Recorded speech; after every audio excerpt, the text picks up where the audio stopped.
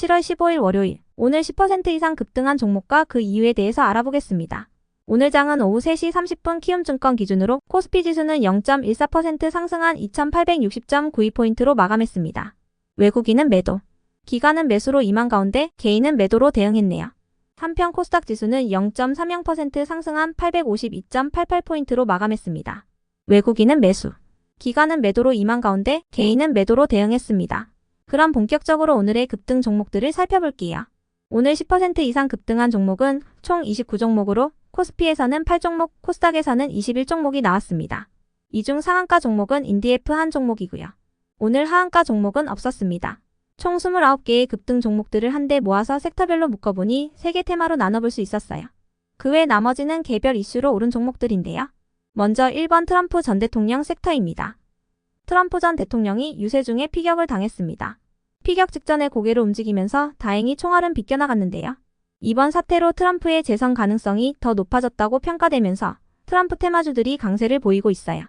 트럼프의 수혜주로는 금융과 가상화폐, 석유와 방산, 제약 바이오, 원전, 그리고 석유나 천연가스 같은 전통적인 에너지 관련주들이 거론되며 피해주로는 친환경 에너지 테마가 거론되는데요. 비트코인 가격도 11일 만에 6만 달러 선을 돌파하는 등 트럼프 수혜주들이 시장에서 주목받은 모습이었네요.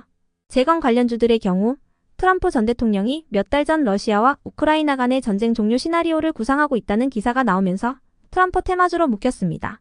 남북 경협 관련주들의 경우 과거 트럼프 전 대통령이 집권하던 시절 미국과 북한의 관계에 초점이 맞춰지면서 남북 경협 관련주들이 부각된 바 있기 때문에 이번 상승에서도 함께 묶인 것으로 추정되네요. 다음은 이번 제약 바이오 섹터입니다. 트럼프 전 대통령의 재선 기대감은 제약 바이오 기업들에게도 호재로 작용되고 있는데요. 트럼프 전 대통령은 바이오 시밀러 우대 정책 등을 밀어줬던 만큼 이번에도 해외 바이오 시밀러 5호 정책을 펼칠 것으로 예상되고 있습니다. 이와 더불어 6월 미국 소비자 물가지수가 시장 예상치를 하회하면서 금리 인하 기대감이 이어지고 있는 부분도 제약 바이오 테마의 지속 호재로 작용되고 있어요. 이 중에서도 코오롱 티슈진은 미국에서 진행 중인 코오롱 티슈진의 골관절염 세포유전자 치료제 인보사의 무릎 임상 3상 투약을 성공적으로 마무리했다고 밝히면서 저번 주 금요일에 이어 오늘도 강세를 이어갔습니다. 다음은 3번 방산 섹터입니다. 국내 방산 기업들의 실적 기대감이 지속되는 가운데 트럼프 전 대통령의 재선 기대감은 방산 기업들에게도 호재로 작용되고 있습니다. 트럼프 전 대통령이 과거 유럽 지역 나토 동맹국의 안보 무임 승차론을 주장하며 방위비를 늘릴 것을 압박한 적이 있기 때문인데요. 트럼프 전 대통령이 강력한 자국 우선주의를 주장하면서 지정학적인 갈등 수위도 더 높아질 것으로 예상되는 만큼 국내 방산 기업들이 수혜 기대감을 입은 모습이었어요.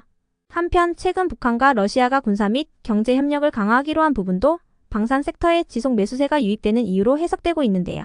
이러한 분위기 속 방산 관련주들이 시장에서 주목받았습니다. 이 중에서도 LI지넥스원은 2.75인치 유도 로켓 비공의 미국 해외 비교 시험을 최종적으로 통과했다는 소식도 동반되었으니 참고해주세요. 그 외 나머지는 개별 이슈로 오른 종목들인데요. 먼저 카티스와 이온 컴포텍, IS 이커머스, 레몬, SM백셀의 급등 이유는 파악되지 않았습니다. 이어서 한울소재과학도 오늘 급등할 만한 이유는 파악되지 않았지만 한울소재과학은 얼마 전 CGP 머트리얼즈 투자를 통해 반도체 핵심 공정인 노광 공정의 패터닝 소재 원료 사업을 추진할 계획이라는 기사가 있긴 했었으니 참고해주세요.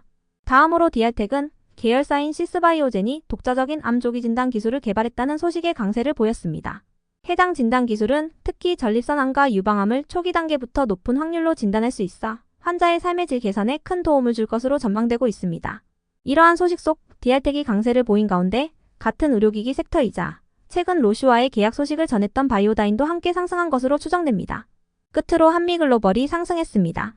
중국이 세계 텅스텐 공급망의 80% 이상을 장악한 가운데 미국을 비롯한 서방이 텅스텐 분야에서 탈중국을 모색하면서 대체 국가로 한국이 주목받고 있다는 소식이 전해진 바 있습니다.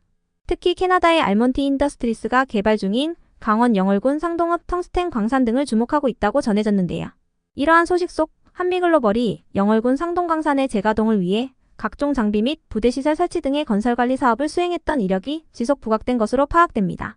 텅스텐이란 금속 원소 중 하나로 항공우주 분야와 전자제품, 제조산업, 의료기술 등 광범위한 산업 분야에서 이용되고 있는데요. 업계에서는 앞으로 텅스텐 가격이 사상 최고로 오르는 등 텅스텐 공급 부족 현상이 올 것으로 전망하고 있습니다. 그럼 오늘의 거래량과 거래대금 상위 종목들을 시장별로 살펴보고 마칠게요.